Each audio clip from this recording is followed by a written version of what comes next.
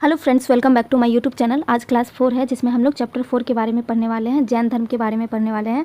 तो हम लोग अभी तक क्रैश कोर्स पढ़ रहे थे हिस्ट्री का, तो जिसमें हम लोग आज चैप्टर 4 के बारे में कंप्लीट पढ़ने वाले हैं। तो चलिए आज का क्लास स्टार्ट करते हैं। जैन धर्म, जैन शब्द संस्कृत के जिन शब्द से बना है जिसका अर्थ होता है विजेता। जैन धर्म का मुख्य केंद्र बिंदु अहिंसा होता है। इस धर्म के संस्थापक कौन थे? तो ऋषभदेव थे। जैन धर्म के संस्थापक कौन थे? ऋषभदेव थे। जैन धर्म के प्रवर्तक को क्या कहते हैं? तीर्थंकर कहते हैं। और कितने तीर्थंकर थे? 24 तीर्थंकर थे। पहले तीर्थंकर कौन थे? ऋषभदेव थे, जो कि जैन धर्म के संस्थापक भी थे। 23वें तीर्थंकर पार्श्वनाथ, जो ज्ञान प्राप्ति सम्यद शिखर पारसनाथ ने किया था। चतुरायन सिद्धांत दिया था पार्श्वनाथ ने। सत्य, अपरिग्रह, असत्य और अहिंसा के राह पर चलते थे। 24वें एवं अंतिम तीर्थंकर, जो कि महावीर स्वामी थे, वो वास्तविक संस्थापक कहलाए थे। तो जैन धर्म के वास्तविक संस्थापक कौन कहलाए? महावीर स्वामी। लेकिन जैन धर्म के संस्थापक कौन थे? ऋषभदेव, जो कि पहले तीर्थंकर भी थे। और 24वें तीर्थंकर और अंतिम तीर्थंकर कौन थे? महावीर स्वामी थे। अब हम लोग महावीर स्वामी के बारे में पढ़ते हैं, जिनका जन्म हुआ था 540 ईसा पूर्व में हुआ था। और जन्म स्थल क्या है? कुंडल ग्राम है, वैशाली बिहार में है। पिता सिद्धार्थ, पिता का नाम क्या था? सिद्धार्थ था। जन्म कहाँ पे हुआ था? कुंडल ग्राम में हुआ था महावीर स्वामी का जन्म। माता का नाम त्रिशला था, पत्नी का नाम यशोदा और पुत्री का नाम प्रियदर्शना। दामाद का नाम जमाली था, जो कि उसका प्रथम शिष्य बना। तो महावीर स्वामी के प्रथम शिष्य कौन बने थे? जमाली बने थे, जो कि उनके दामाद भी थे। शिष्य मखली गोशाल आजीवक संप्रदाय का संस्थापक था। गृह त्याग कब किए थे महावीर स्वामी? 30 वर्ष की आयु में किए थे। ज्ञान प्राप्ति कब हुई थी? तो 12 वर्ष की तपस्या के पश्चात उनको ज्ञान की प्राप्ति हुई। ज्ञान प्राप्ति कब हुई थी? तो 12 वर्ष के तपस्या के पश्चात हुई थी। ज्ञान प्राप्ति का स्थल क्या था? जंभिक ग्राम हुआ था, ऋजुपालिका नदी के तट पर हुआ था। और कौन से वृक्ष के नीचे हुआ था? साल वृक्ष के नीचे हुआ था। और महात्मा बुद्ध को ज्ञान की प्राप्ति कहाँ, किस वृक्ष के नीचे हुई थी? पीपल के वृक्ष के नीचे हुई थी। प्रथम उपदेश महावीर स्वामी ने क्या दिया था? कहाँ दिया था? राजगीर में दिया था। प्रथम उपदेश राजगीर में दिए थे और अंतिम उपदेश पावापुरी में दिए थे। महावीर स्वामी प्रथम उपदेश कहाँ पर दिए थे? राजगीर में दिए थे। और अंतिम उपदेश कहाँ पे दिए थे? पावापुरी में दिए थे। उपदेश की भाषा कौन सी भाषा थी? प्राकृत भाषा में थी। तो महावीर स्वामी उपदेश किस भाषा में दिए थे? प्राकृत भाषा में दिए थे। और महात्मा बुद्ध पाली भाषा में उपदेश दिए थे। निर्वाण कैवल्य मोक्ष प्राप्त करके पावापुरी में हुआ था, जो कि उनकी आयु उस समय 72 वर्ष थी। और कब मृत्यु हुई थी? 468 ईसा पूर्व में हुई थी। ज्ञान प्राप्ति के बाद इन्होंने पारसनाथ द्वारा प्रारंभ चतुरायन धर्म में ब्रह्मचर्य शब्द जोड़कर पंचायन धर्म को बना दिया था, जो कि निम्नलिखित है। तो कौन कौन से है जैन धर्म के पंचायन धर्म? अहिंसा, सत्य, असत्य, अपरिग्रह और ब्रह्मचर्य। तो चतुरायन धर्म में शब्द आते हैं अहिंसा, सत्य, असत्य और अपरिग्रह, ये सब आते हैं चतुरायन में। और पंचायन में ब्रह्मचर्य को जोड़ करके पंचायन बन गया, जो कि महावीर स्वामी ने इसको जोड़ा था। ब्रह्मचर्य व्रत का शक्ति से पालन करना। जैन धर्म की 5 श्रेणियाँ: तीर्थंकर, अहर्त, आचार्य, उपाध्याय और साधु थे। तो वह जिसने मोक्ष की प्राप्ति की हो उसको तीर्थंकर कहते थे। अहर्त वो थे जो निर्वाण की प्राप्ति की ओर अग्रसर हो, उन्हें अहर्त कहते थे। आचार्य उनको कहते थे जो जैन भिक्षुओं के समूह का प्रमुख होता था। और उपाध्याय उनको कहते थे जो जैन धर्म का शिक्षक होता था। और साधु जो सारे जैन भिक्षु जितने भी होते थे उनको साधु कहा गया था। अब हम लोग जैन दर्शन के बारे में पढ़ते हैं। त्रिरत्न, सम्यक ज्ञान, सम्यक दर्शन और सम्यक आचरण आता है। त्रिरत्न में क्या आता है? सम्यक ज्ञान, सम्यक दर्शन और सम्यक आचरण। पुनर्जन्म और कर्मवाद में विश्वास रखते थे। तो जैन धर्म में पुनर्जन्म एवं कर्मवाद में विश्वास रखते थे। मोक्ष की बाधा आत्मा को कहते थे। तो मोक्ष की बाधा किसे कहते थे? आत्मा को कहते थे।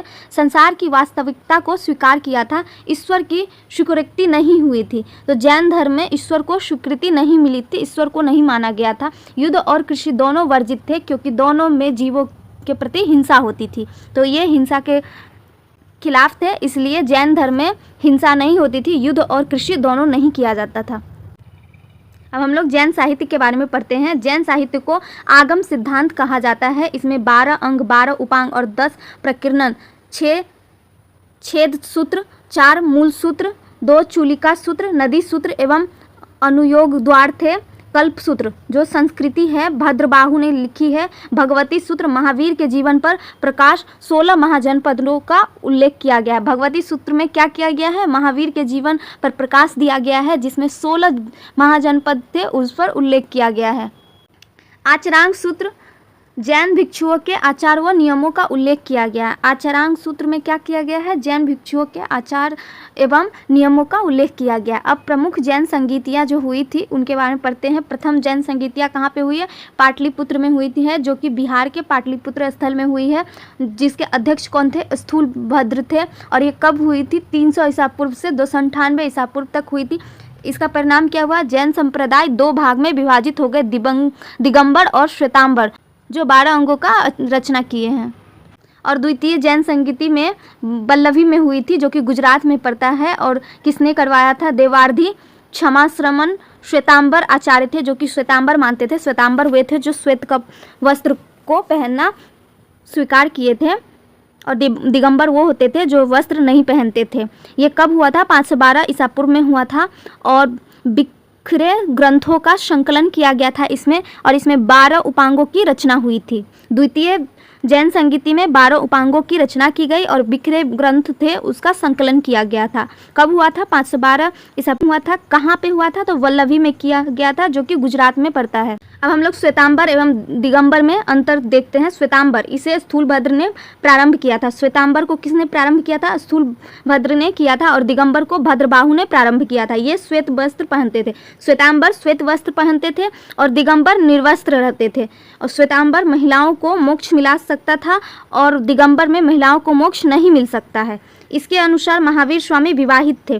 श्वेतांबर के अनुसार महावीर स्वामी की शादी हुई थी, विवाहित थे। और दिगंबर के अनुसार इस महावीर स्वामी विवाहित नहीं थे। प्रमुख जैन तीर्थंकर एवं उनके प्रतीक चिन्ह। ऋषभ देव जो कि पहले जैन तीर्थंकर थे, उनका प्रतीक चिन्ह बैल था। अजितनाथ द्वितीय जैन तीर्थंकर थे, उनका प्रतीक हाथी था। संभवनाथ तृतीय तीर्थंकर थे, वो उनका चिन्ह अश्व था। पद्म प्रभु छठे तीर्थंकर थे, जिनका प्रतीक चिन्ह कमल था। सुपार्श्वनाथ 7वें तीर्थंकर थे, जिनका प्रतीक चिन्ह स्वास्तिक था। मल्लीनाथ जो कि 19वें तीर्थंकर थे, उनका प्रतीक चिन्ह कलश था। नेमिनाथ इनका प्रतीक चिन्ह नीलम कमल था, ये 21वें तीर्थंकर थे। और 22वें तीर्थंकर अरिस्टेमी, इनका शंख प्रतीक चिन्ह था। पार्श्वनाथ जो कि 23वें तीर्थंकर थे, इनका प्रतीक चिन्ह सर्प था, सांप था। और महावीर स्वामी जो कि अंतिम तीर्थंकर थे, उनका प्रतीक चिन्ह सिंह था। तो 23वें तीर्थंकर कौन थे, पार्श्वनाथ थे। तो 23वें तीर्थंकर कौन थे, पार्श्वनाथ थे, जिन्होंने चतुरायन नियम दिया था। और महावीर स्वामी पंचायन दिया था, इनका प्रतीक चिन्ह सिंह था। तो इसमें से ये क्वेश्चन पूछा जाता है, प्रथम जैन तीर्थंकर कौन थे, तो ऋषभ देव थे जो कि संस्थापक भी थे। 23वें कौन थे, पार्श्वनाथ थे। और 24वें कौन थे, महावीर स्वामी थे, जिनका प्रतीक चिन्ह सिंह था। अब जैन वास्तुकला के बारे में पढ़ते हैं। रॉक कट गुफाएं, हाथी गुम्फा गुफाएं, खारवेल उड़ीसा एवं उदयगिरी और खंडगिरी गुफाएं ये उड़ीसा में है। दिलवारा जैन मंदिर कहाँ पे है, माउंट आबू में है, जो कि राजस्थान में पड़ता है। विमल शाह के सामंत वास्तुपाल तेजपाल द्वारा निर्मित किया गया था दिलवारा का जैन मंदिर। गोमतेश्वर बाहुबली की प्रतिमा ये श्रवणबेलगोला में है। ये कहाँ पे है, श्रवणबेलगोला में है गोमतेश्वर बाहुबली की प्रतिमा। ये क्वेश्चन बहुत बार पूछे गए हैं। कहाँ पर है, कर्नाटक में है। और पट्टदकल जैन मंदिर ये राष्ट्रकूट शासक द्वारा निर्मित किया गया था।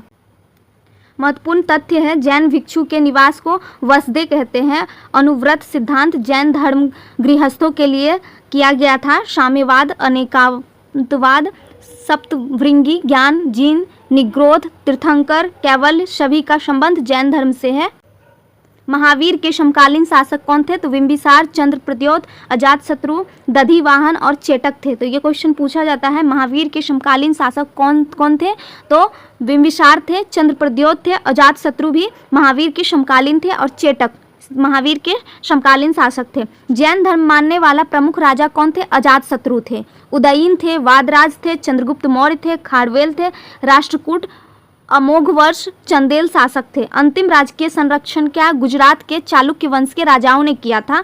और जैन धर्म सर्वाधिक व्यापारी वर्ग के बीच फैला हुआ था। जैन धर्म किसके बीच सबसे ज़्यादा फैला हुआ था? तो व्यापारी वर्ग के बीच फैला हुआ था। महावीर के अनुयायियों को क्या कहते थे? निग्रंथ कहते थे। महावीर के मुख्य शिष्य क्या थे? गधर गंधर्व। जियो और जीने दो महावीर स्वामी का कथन था। जियो और जीने दो किनका कथन था? महावीर स्वामी का कथन था। तो चलिए ये क्लास भी अब ख़त्म होता है। अगले क्लास में हम लोग बौद्ध धर्म के बारे में पढ़ने वाले हैं। तो क्लास बहुत छोटा होने वाला है और बहुत ही इम्पोर्टेंट होने वाला है क्योंकि हम लोग क्रैश कोर्स कर रहे हैं। तो वीडियो अगर अच्छा लगा हो तो वीडियो को लाइक करें, चैनल को सब्सक्राइब करें और बेल आइकन दबाना ना भूलें। मिलते हैं अगले वीडियो में। Thank you.